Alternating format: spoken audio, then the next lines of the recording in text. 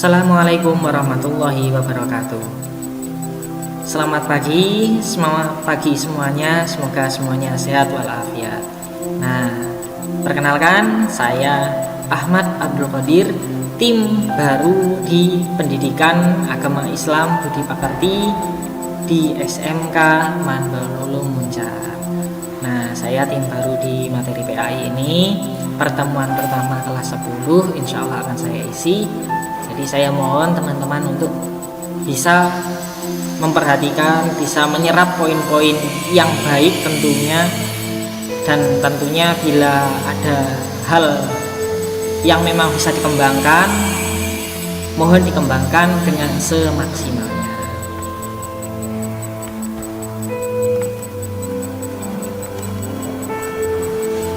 Sekarang kita masuk ke kompetensi dasar 3.1 dan 4.1. Nah, kompetensi dasar ini apa? Kompetensi dasar ini adalah suatu hal yang kita perlu kuasai, kita perlu praktekkan, kita perlu usahakan secara usaha maupun pikiran.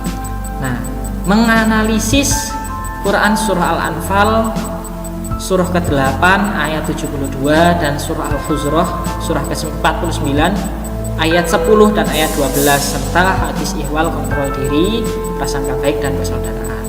Nah, menganalisis ini apa? Membaca sekaligus merenungi.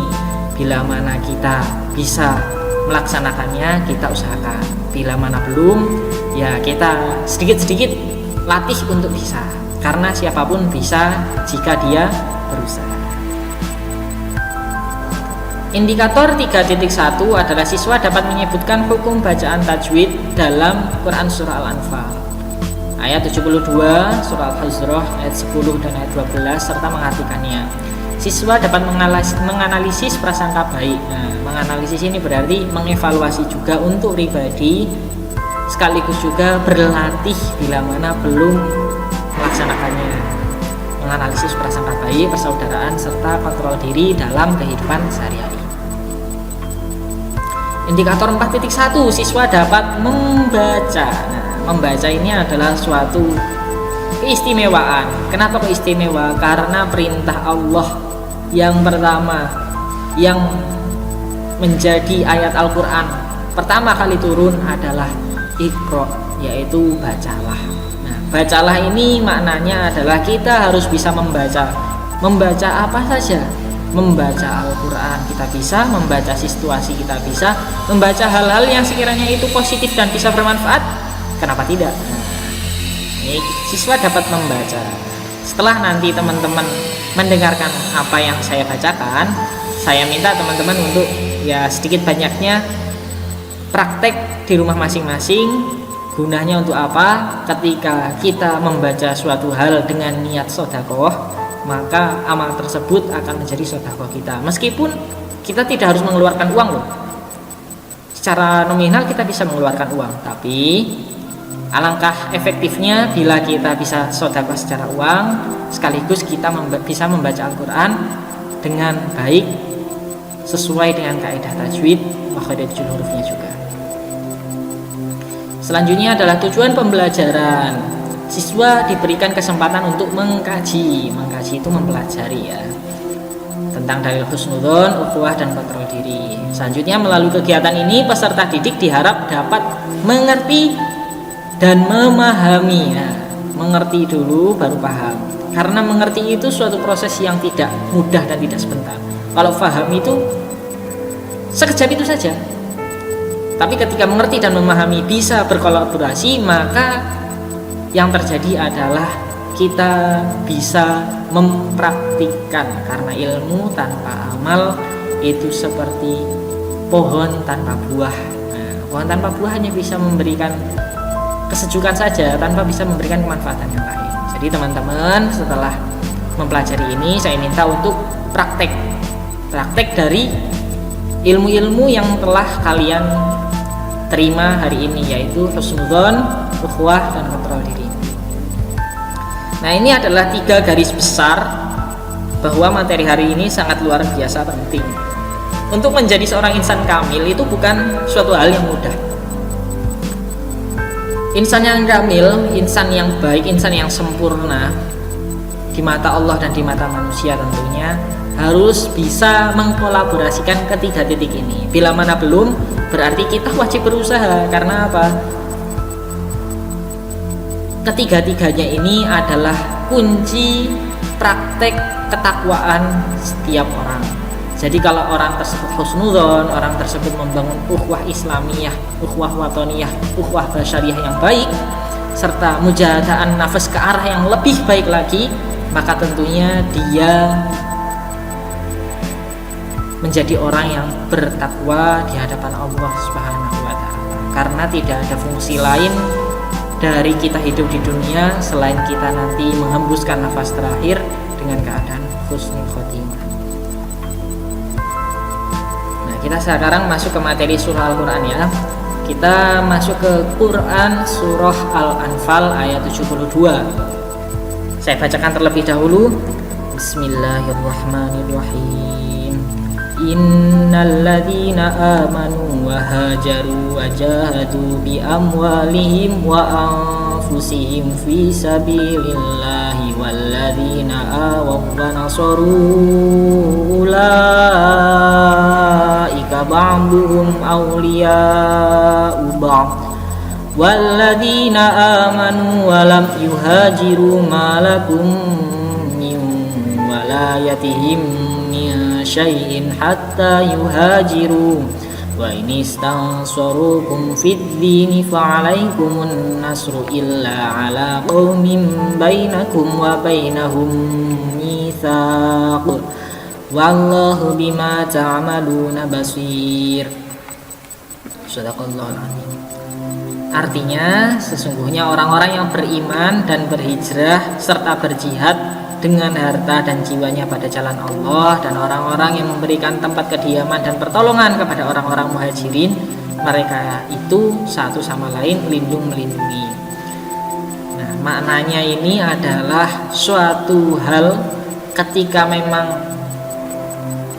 memiliki hasil yang luar biasa, hasil yang baik, itu perlu usaha yang tidak main-main.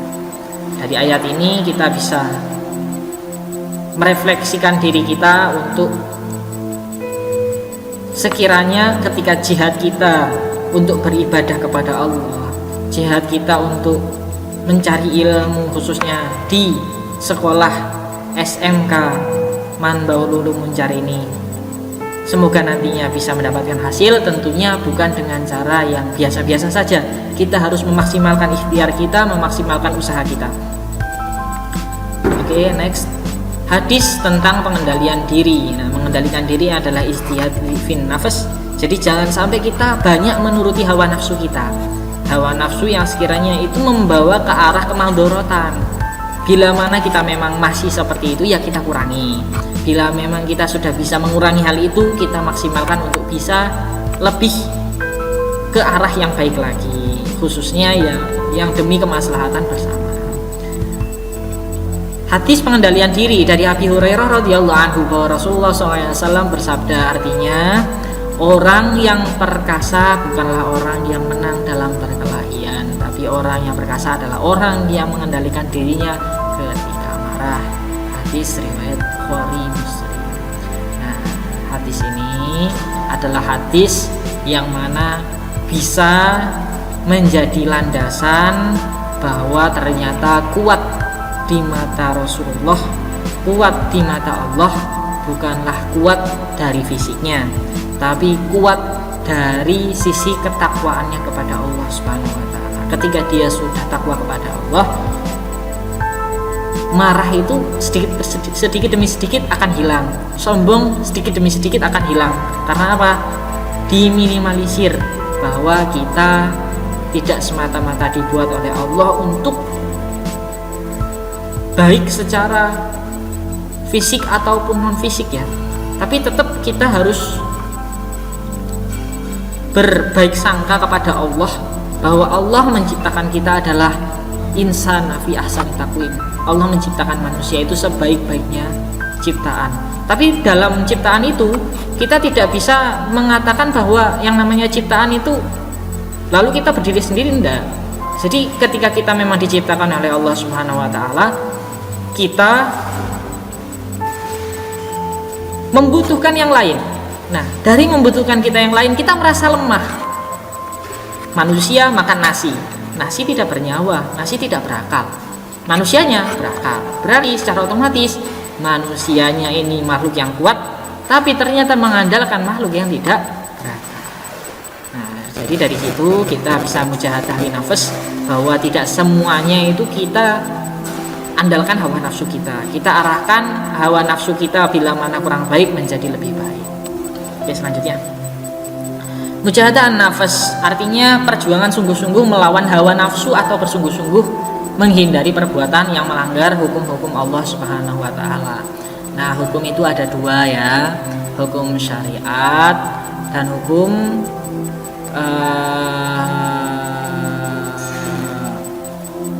mungkar kepada Allah. Nah, syariat ini adalah ma'ruf yang diperintahkan oleh Allah Subhanahu wa taala. Dan munkar juga sama, hukum Allah. Jadi hukum orang melaksanakan sholat, hukum orang memakan hal-hal yang haram, hukum kepada orang-orang yang berhaji bila mampu, hukum kepada orang-orang yang bila mana orang tersebut lalai beribadah kepada Allah Subhanahu wa taala. Nah, di sini ada beberapa contoh ya, contoh kegiatan dalam mempraktikkan mujahadah nafas. Ini semuanya berperihal ibadah yang memang kalau dirinci satu persatu saya yakin pasti orangnya luar biasa yang mampu ini ya. Tapi setidaknya ketika kita memang bisa mempraktekkan satu, maka kita tentu bisa mencicil satu persatu dari contoh kegiatan mempraktekkan mujahadah nafas agar menjadi insan yang kamil. Nah, sekarang kita masuk ke surah Al-Hujurat ayat 10. Saya bacakan dulu. Bismillahirrahmanirrahim. Innamal mu'minuna ikhwatun fa aslihu baina akhawaykum wattaqullaha la'allakum turhamun. Shadaqallahul adzim. Artinya orang-orang beriman itu sesungguhnya bersaudara. Nah, bukan berarti bersaudara secara ayah, seayah seibu, bukan berarti bersaudara secara kartu keluarga saja, akan tetapi semuanya, apalagi ini dinas oleh Allah bahwa orang-orang yang beriman adalah bersaudara. Tapi saudaranya saudara apa? Bila mana saudara ini mengalami kesulitan, maka kita berkewajiban untuk membantu ya. Jadi jangan sampai kita egois pribadi, kita menganyankan perut kita sendiri, kita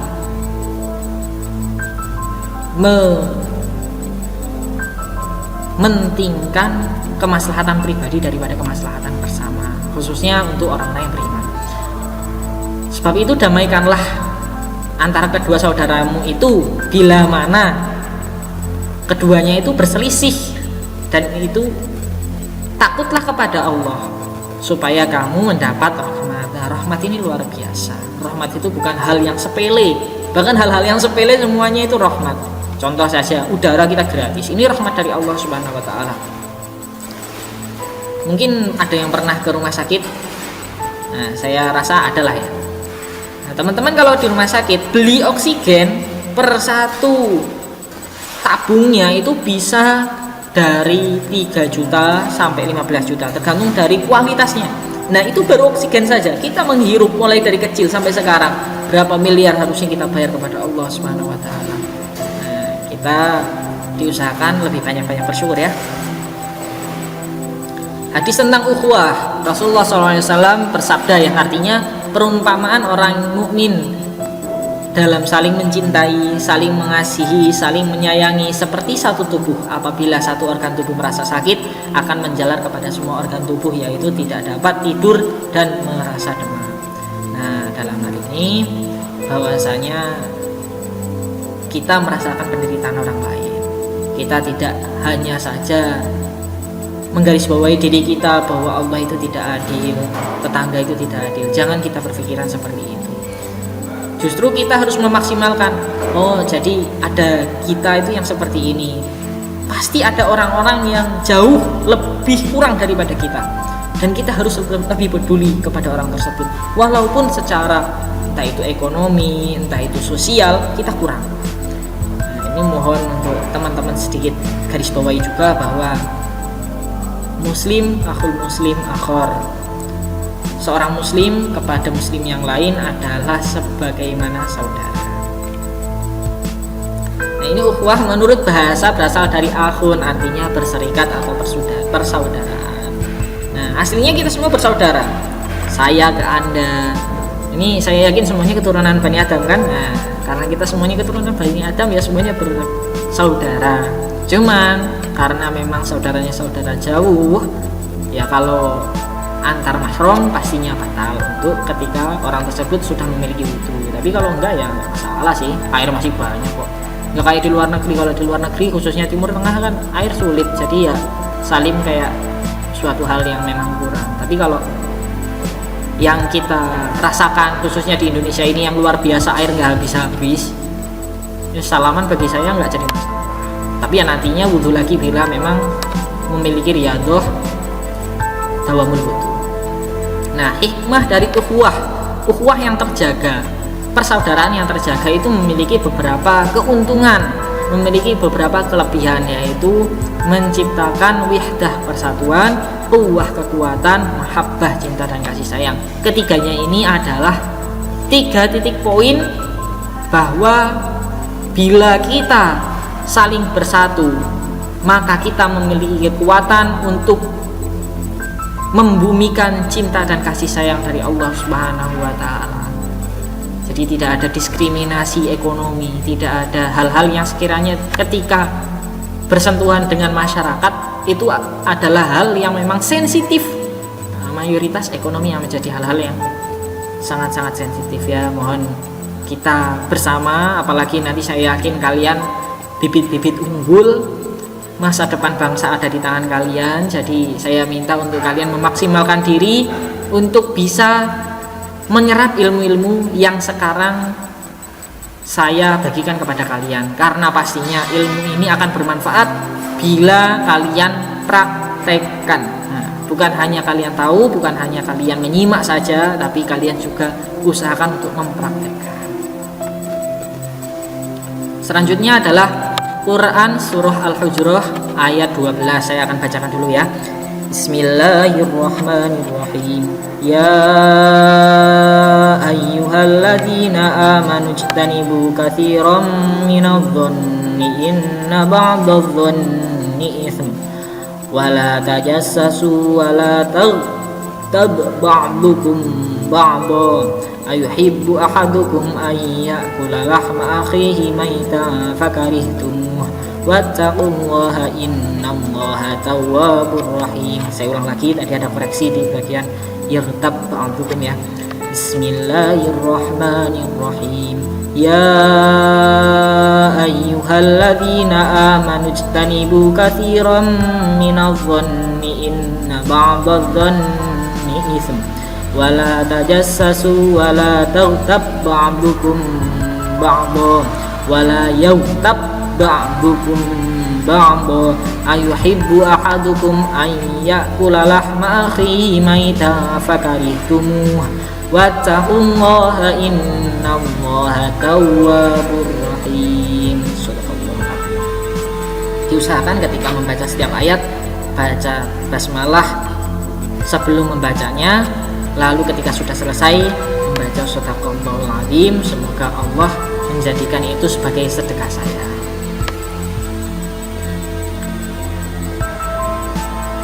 Artinya adalah, hai orang-orang yang beriman, jauhilah kebanyakan purbasangka atau berprasangka kurang baik, kecurigaan, karena sebagian dari purbasangka itu dosa.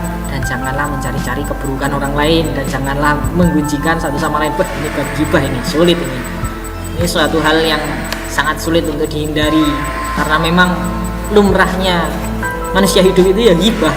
Tapi kalau kita kurangi sedikit demi sedikit ya insya Allah bisa. Adakah seorang di antara kamu yang suka memakan daging saudaranya yang sudah mati? Maka tentulah kamu merasa jijik kepadanya, dan bertakwalah kepada Allah. Sesungguhnya Allah Maha penerima taubat lagi Maha penyayang. Nah, perumpamaan orang yang hibah, wah ini sangat menyinggung, ini pasti menyinggung, karena nggak mungkin kita nggak menghilangkan hibah, entah itu laki-laki maupun perempuan pasti pernah hibah, dan dalam satu hari pasti pernah satu kali, nggak pernah loss lebih dari satu hari, itu pasti pernah melaksanakan satu kali hibah. Nah ini luar biasa, ini sangat sulit. Ini berarti yang baca husnudzon ini luar biasa sulit. Husnudzon ini definisinya dulu ya. Husnudzon merupakan lawan kata dari suudzon. Husnudzon berarti berbaik sangka, berprasangka baik agar apa yang kita dapati sekarang, apa yang orang lain dapati sekarang, semuanya adalah pemberian dari Allah. Belum tentu apa yang kita anggap kurang baik atau kita suudzonkan itu ternyata nyata. Dan apa juga yang belum tentu kita husnudzoni kurang baik, sebenarnya husnudzon ini semuanya baik, tapi kadang-kadang husnudzon ini sering sekali tertukar pemaknaan. Nah, aku husnudzon dengan dia, tapi kok dia beli motor ya, padahal dia nggak kerja. Wah, jangan-jangan ngepet, jangan-jangan dia merampok, jangan-jangan dia pesugihan dan lain sebagainya. Wah, ini namanya meskipun kalimatnya husnudzon, tetap itu dikatakan sebagai suudzon. Bentuk husnudzon seorang hamba kepada Allah adalah dengan terus beranggapan bahwa segala sesuatu yang ditakdirkan Allah kepada dirinya adalah pilihan yang terbaik dari Allah. Nah, pilihan Allah pun ini menyesuaikan dari doa kalian dan ikhtiar kalian. Jadi tidak semata-mata dari Allah lalu diberikan, enggak. Jadi memang sangat berkesinambungan, sangat terhubung antara apa yang Allah takdirkan dengan apa yang kalian minta. Kalian minta, kalian usahakan. Contohnya, kalian minta kepada Allah, ya Allah aku minta uang misalkan 1 miliar, kalian nggak kerja, ya Allah nggak kasih, kecuali kalau memang kalian memang terpilih dari Allah, sudah jadi kekasihnya Allah, ibadahnya memang luar biasa kepada Allah, tidak pernah telat ibadah sunnah, baru Allah kasih. Tapi kalau biasa-biasa aja kayak gitu, dosa masih alhamdulillah sehari nggak pernah absen, ya kan, ya pastinya kita perlu ikhtiar dan usaha. Nah, dari hasil ikhtiar dan usaha dan ridho dari Allah, kita mendapatkan sesuatu, khususnya di hari ini. Pilek pun suatu hal yang luar biasa loh dari Allah. Itu level pilek loh ya. Pilek adalah suatu gangguan di pernapasan, tapi Allah menguji seseorang manusia, dia akan bersyukur atau akan kufur terhadap itu nikmat Allah, itu dicabut sama Allah. Karena apa? Tidak mensyukuri hidung yang seharusnya dipergunakan untuk hal-hal yang baik, justru malah digunakan untuk misalkan mencium aroma masakan tetangga, habis mencium digibahin. Wah, ini repot wis, dosa kuadrat. Nah, dosa jariah. Nah, ini mengerikan ya. Ketika kita suudzon, maka itu jadi dosa. Jika kita husnudzon atau berbaik sangka, maka itu akan jadi pahala yang baik untuk kita, meskipun itu salah. Salah tapi dapat pahala, benar tapi dapat dosa. Pilih mana? Silakan ya. Hadis tentang husnudzon, Rasulullah SAW bersabda yang artinya, jauhkanlah dirimu dari berprasangka, sesungguhnya prasangka itu adalah perkataan yang paling dusta. Nah, karena memang berprasangka itu adalah kalimat yang belum tentu real, belum tentu nyata, lebih banyak hoaxnya daripada realnya. Ini diusahakan kita untuk husnudzon ya, meskipun ribah luar biasa, sangat mendarah daging dalam diri kita. Oke, ditutup. Sedikit mungkin ada kalimat mutiara ini. Ini jangan terlalu dianggap serius ya. Ini kacamata setiap orang kan berbeda, pandangan setiap orang berbeda. Rahwana dalam satu sisi itu ada kebaikannya, dalam satu sisi memang kurang baik karena menculik. Nah, coba bayangkan, Rahwana setelah menculik cinta tidak pernah menyentuhnya lagi, saking hormatnya terhadap yang namanya cinta. Jadi ini bersambung terhadap materi yang tadi, bahwa kita harus menyebarkan cinta walaupun kita tidak dicintai. Nah, jika cintaku pada cinta terlarang, mengapa kau bangun megah perasaan ini dalam sukmaku. Ini adalah kalimat dari sang raja angkara, yaitu Rahwana, yang ketika dibunuh tidak bisa terbunuh, tapi sangat menghormati yang namanya cinta. Mungkin beliau adalah orang yang menjunjung tinggi martabat seorang lelaki, dan saya sangat menghormati itu. Semoga semuanya sehat ya, ilmunya dapat bermanfaat serta dapat berbakti untuk masyarakat. Tentunya dari mengamalkan ilmu yang tadi, ya diamalkan satu-satu aja. Kalau bisa satu, nambah satu lagi. Kalau belum bisa nambah, ya dimaksimalkan yang satu aja dulu. Mulai dari ijtihad, mulai dari ukhuwah, mulai dari husnudzon, bisa kita tata satu persatu mana yang lebih bisa kita maksimalkan terlebih dahulu. Oke? Alhamdulillah, materi hari ini saya cukupkan. Wallahul muwaffiq ila aqwamit thoriq. Ihdinas siratal mustaqim. Assalamualaikum warahmatullahi wabarakatuh.